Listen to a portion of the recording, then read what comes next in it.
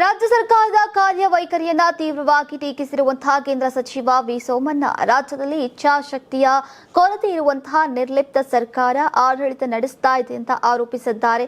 ನಗರದಲ್ಲಿ ಸುದ್ದಿ ಮಾಧ್ಯಮಗಳೊಂದಿಗೆ ಮಾತನಾಡಿದಂತಹ ಅವರು ರಾಜ್ಯದಲ್ಲಿರೋದು ತೊಗಲುಗೊಂಬೆ ಸರ್ಕಾರ, ಅದು ಯಾವಾಗ ತೊಲಗ್ತದೆಯೋ ಗೊತ್ತಿಲ್ಲ. ನಾನು 7 ಬಾರಿ ಶಾಸಕನಾಗಿ ಸಚಿವನಾಗಿ ಕೆಲಸ ಮಾಡಿದ್ದೇನೆ.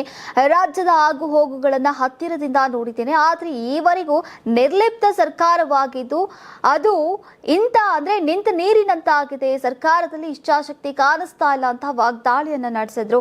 ನೀವು ಸಣ್ಣ ಆಗ್ಬೇಕಲ್ವಾ, ಅದು ಒಂದು ಉತ್ತಮ ಆಹಾರದಿಂದ ಸಣ್ಣ ಆಗ್ಬೇಕಲ್ವಾ. ಪ್ರತಿದಿನ ನಮ್ಮ ಜೀನಿ ಸ್ಲಿಮ್ ನ ಯೂಸ್ ಮಾಡಿ ಯಾವುದೇ ಸೈಡ್ ಎಫೆಕ್ಟ್ ಇಲ್ದಂಗೆ ನೀವು ಸಣ್ಣ ಆಗ್ತೀರಾ.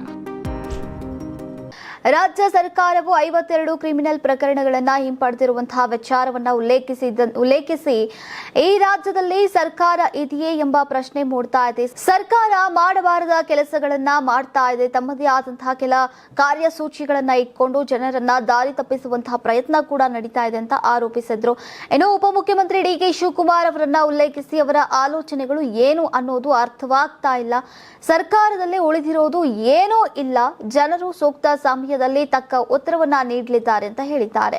ಇನ್ನು ಮುಂದುವರೆದು ಮಾತನಾಡಿದ್ರು, ರಾಜ್ಯದ ಜನರನ್ನ ಸಾಲದ ಕೂಪಕ್ಕೆ ತಳ್ಳಲಾಗ್ತಾ ಇದೆ. ಅನಗತ್ಯ ವಿಚಾರಗಳನ್ನ ಜನರ ಮೇಲೆ ಹೇರಲಾಗ್ತಾ ಇದೆ. ಒಂದು ಸಮಾಜವನ್ನ ಮತ್ತೊಂದು ಸಮಾಜದ ವಿರುದ್ಧ ನಿಲ್ಲಿಸುವಂತಹ ಕೆಲಸ ನಡೀತಾ ಇದೆ. ಇಂತಹ ಬೆಳವಣಿಗೆಗಳಿಗೆ ಈಗ ರಾಜ್ಯ ಸರ್ಕಾರವೇ ಹೊಣೆ ಅಂತ ಆರೋಪಿಸಿದ್ರು. ನೀಟ್ ಪರೀಕ್ಷೆ ಪತ್ರಿಕೆ ಪ್ರಶ್ನೆ ಪತ್ರಿಕೆ ಸೋರಿಕೆ ಪ್ರಕರಣದ ಬಗ್ಗೆ ಕೂಡ ಪ್ರತಿಕ್ರಿಯಿಸಿದಂತಹ ಅವರು ಈಗ ಇದು ನಡೆಯಬಾರದ ಘಟನೆ, ಆದ್ರೆ ನಡೆದು ಹೋಗಿದೆ. ಇದರ ಹಿಂದೆ ಯಾರಿದ್ದಾರೆ ಅನ್ನೋದು ತನಿಖೆಯಿಂದ ಹೊರಬರಬೇಕು ಮತ್ತು ತಪ್ಪಿತಸ್ಥರ ವಿರುದ್ಧ ಕಠಿಣ ಕ್ರಮ ಕೈಗೊಳ್ಳೋಕೆ ಕೇಂದ್ರ ಸರ್ಕಾರ ಮುಂದಾಗಲಿದೆ ಎಂದಿದ್ದಾರೆ.